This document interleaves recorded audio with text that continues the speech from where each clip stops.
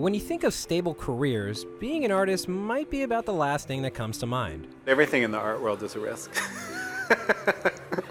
I think being an artist is always a risk. The work tends to be freelance, and if a piece of art doesn't sell, the artist is usually left struggling to make ends meet, which leaves planning for retirement a daunting prospect. Of course, we have access to, retirement things, but it's not quite usually a first priority for a lot of artists, like paying their studio rent and their rents and paying for their artwork. The Artist Pension Trust aims to change that. APT pulls together selected groups of artists and their art and splits the proceeds from sales among them. 72% of all sales go to the artist, while APT keeps 28% for operational expenses. Well, the commitment is pretty simple. Again, we don't buy their work. The Artist Pension Trust artists invest their work in the trust, but they make a commitment to invest 20 works over a 20-year period. Artists are either handpicked or apply to join an APT trust.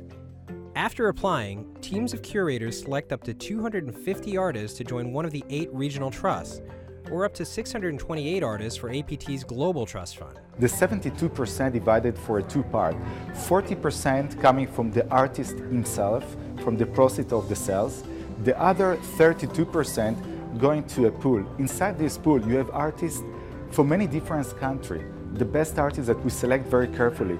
Then we divide it equally between all the artists.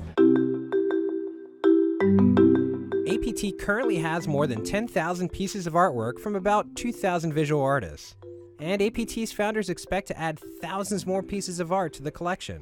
Most of that artwork is in storage, but APT frequently loans art to museums and galleries around the world. This year, we expect to lend to over 500 different museums and nonprofit galleries around the world. Nearly 10 years into the process, APT has only just started to sell off some of the art. It's too soon to say if the trust will be a success, but if things go as planned, the diverse collection of art should allow individual artists a measure of stability, even if their own art sales remain volatile.